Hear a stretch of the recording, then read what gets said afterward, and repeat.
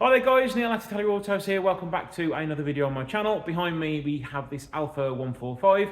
Unfortunately it is very poorly. It has a case of tin worm, rust on the front subframe, so we're going to need to change that today. The customer has kindly supplied one for me, so it should, fingers crossed, be a straightforward job, and I'll show you how to do it. This is exactly the same pretty much on a 147, 156 and Alpha GT and Alpha 146 at the same time. So you can utilise this to help you do that on your own. Let's start by removing the front wheels and getting it up in the air so we can see that subframe a little better.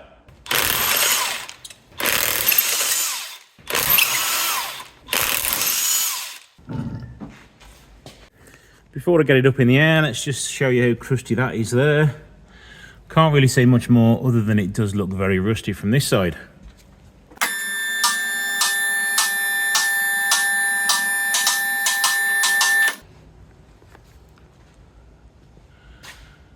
Oh dear, indeed. We've got a lot of rust going on there. No holes. But it does... Oh yeah, here it's gone totally. Let's grab a screwdriver. Yeah. Yes, that's well and truly rotten. Oh yes, that is well and truly rotten. So let's get on to changing that now. So what have we got to do to remove the subframe? Well, there's an exhaust in the way for a start. We've got to take off the rear engine mount. We've got to drop part of the sort of, I'd say, the transmission tunnel, the gearbox housing, the gearbox selector housing, and then we can move on to doing all the bolts and nuts on the subframes and wishbones. But unfortunately, this one has got a modded manifold on it, so we can't just remove the studs like you can on the normal manifold, which is normally 4 or 5 studs. So let's get started by working on this exhaust. Luckily the exhaust parts at the back there, all the nuts and bolts all seem okay, so we can get those changed quite easily. Right, let's start with these 17 mils. And now onto these 313 mils here. Now I've just noticed there's a little bolt here with nothing securing it, holding the exhaust on.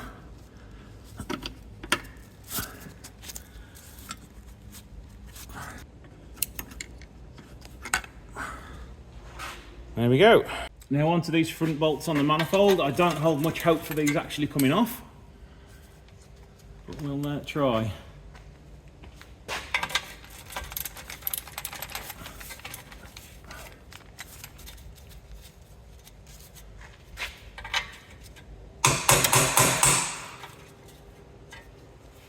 Well, they're no good. I'm going to have to replace those. They're all around. They're supposed to be an 11 mil or probably a 12 mil. But they've rusted away, so I can't get anything in there. So let's just grind those off, and then I can replace them with a nut and bolt afterwards.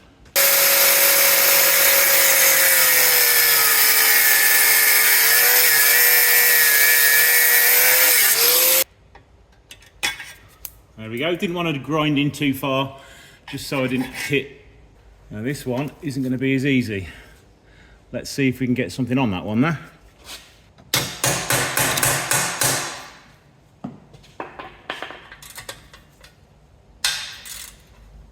No, that's just spinning. There you go, snapped, but that's what we wanted. Now I need to try and open these up a little bit so these will just slide off, but what they really should have done is put one on this side and then one on that side, but they chose not to, so they've made it extra difficult to get it undone. At least that bolt has broke further in, so I should be able to knock it out.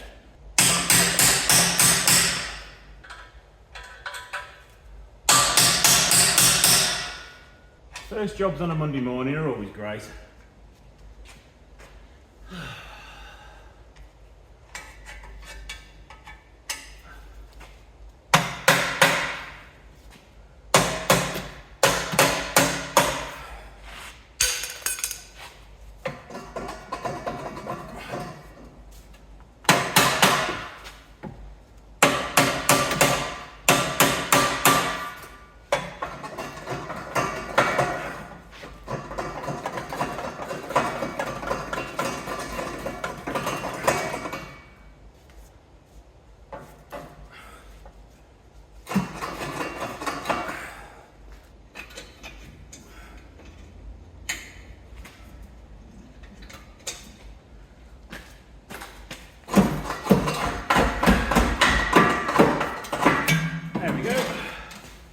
What I've also done, as the O2 sensor's still plugged in, I've just bungee corded it back up there. That should give me plenty of room to get in there now. Right, next job is to remove the rear gearbox mount. I'm going to take out these two 13mm bolts, and then there's a 15 normally up the back there, and then two 18 or 19mm bolts behind there. But you can't get to that one easily until you undo this one, and there's also a 13 there as well. As these are old bolts, I'm going to do these by hand. If they break, it's not a hardship because I can replace them because they're in the subframe.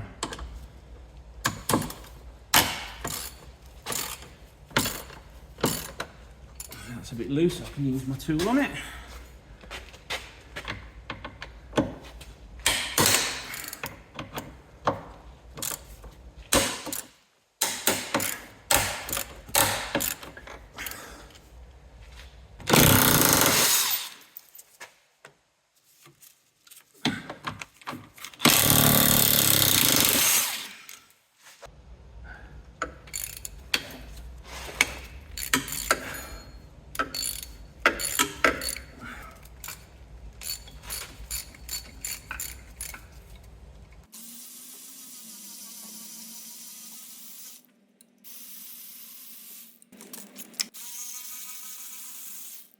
There's one more 19 up behind here.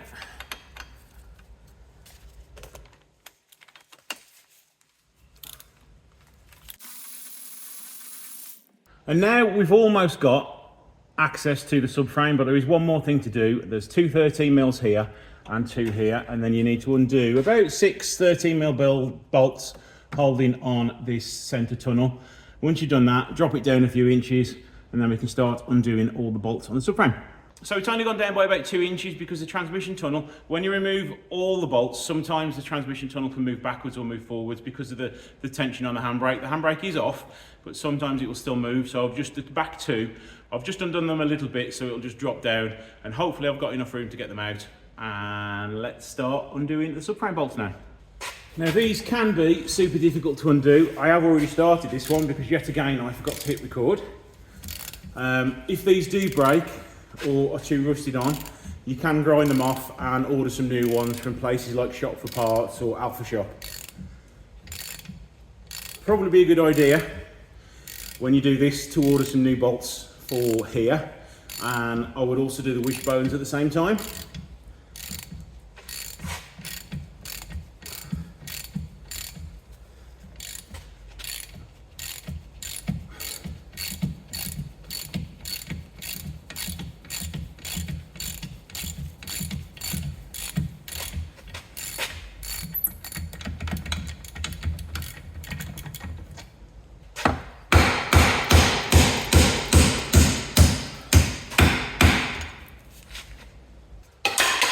Now, this is going to be well and truly rusted into place. So what I'm going to do is hammer a screwdriver in there, and that'll open it up a little bit and allow me to hopefully just push the wishbone down.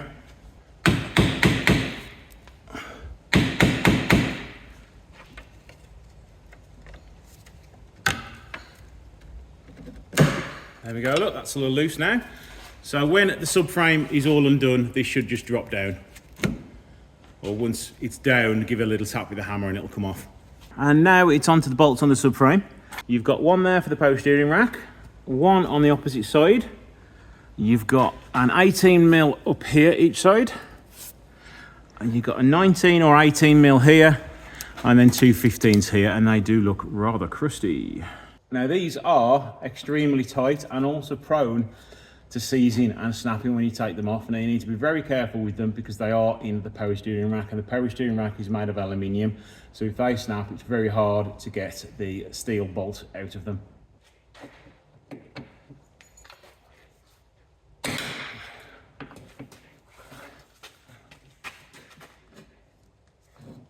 Just seems to slip off. And that one.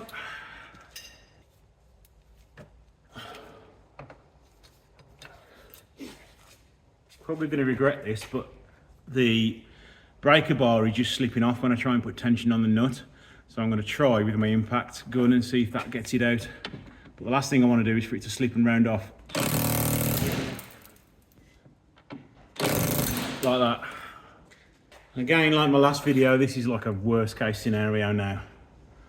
You can always weld another nut to it, but let's see what will happen with the other one.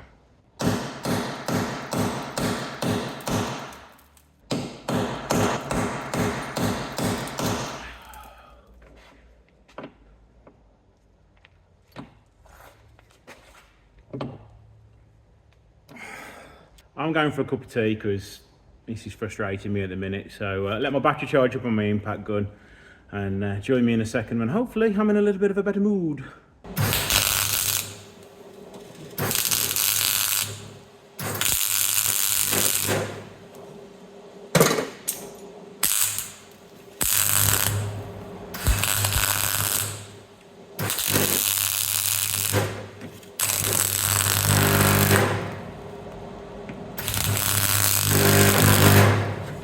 Right, I have just welded a nut onto here to try and help me get it undone, and hopefully some of the heat soak will allow it to come undone.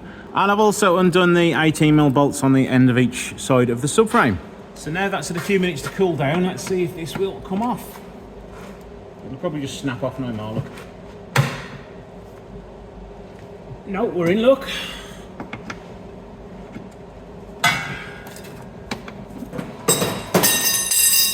There we go, one coarse method of getting a bolt off.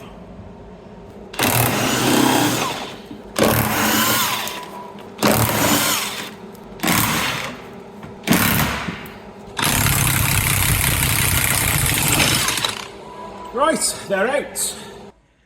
Yes, I am so glad that that came undone. I was so worried. I've even spoken to the customer. I said, look, these two bolts on the power steering rack are notorious for snapping into the power steering rack. Luckily, the heat from welding has loosened them up and they've come undone. So, whoa, major problem averted. So, last couple of bolts, I think I've got one bolt left to undo and that subframe is loose. So let's get cracking and see if we can get it down.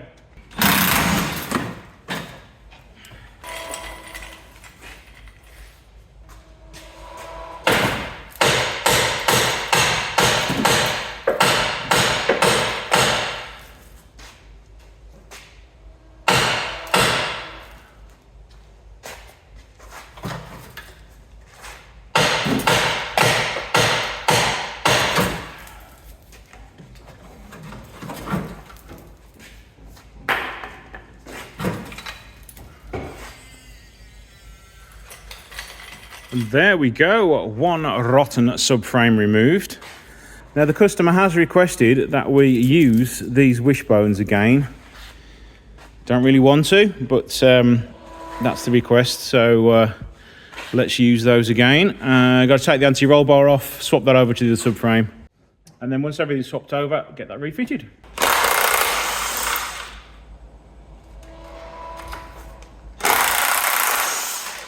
Just undoing the 4 13mm bolts for the anti-roll bar.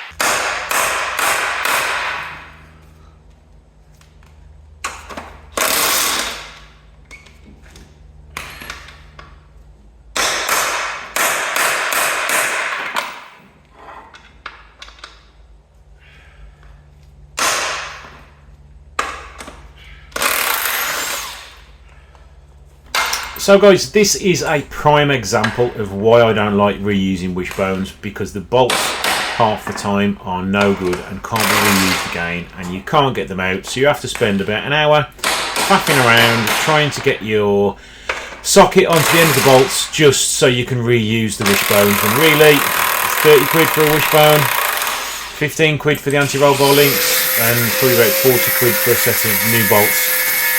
Much better off doing that than spending all the extra labour on trying to remove something which isn't actually that good.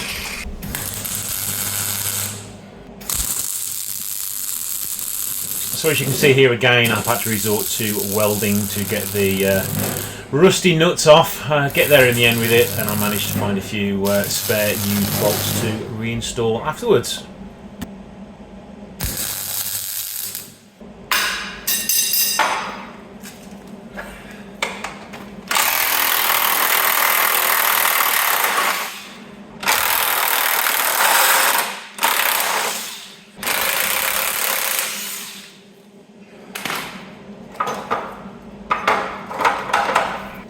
As you can tell by the way I throw this subframe away, I have really had enough of it. All back together now. Now I know loads of you are going to be typing in the comments, should have put some new wishbones on, that would have been loads easier.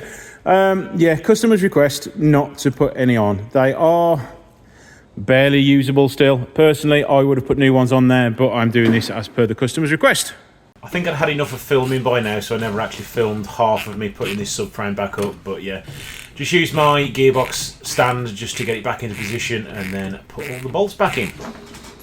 Right, subframe is pretty much in now. I do need to put the 19mm bolts in the corner still, but for now, I just want to get the engine mount back on so we can get to the next stage after that.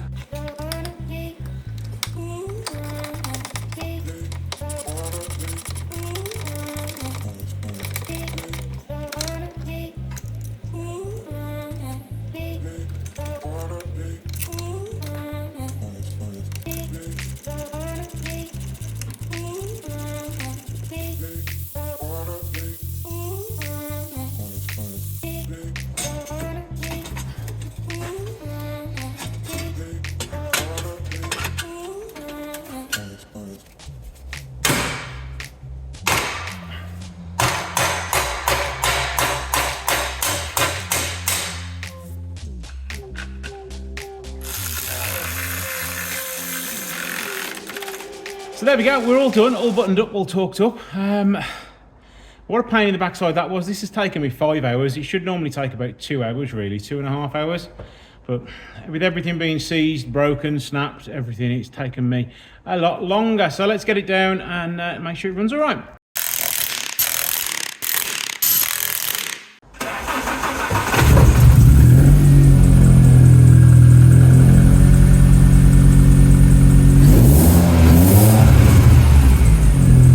There we go, front subframe all changed, the exhaust is now back on. There is a small blow from like the middle section of the exhaust, which is what you can hear, as well as the performance back box, so that's another thing I'm going to sort off camera. So thanks for watching, don't forget to like, share and subscribe, and I'll see you in the next video.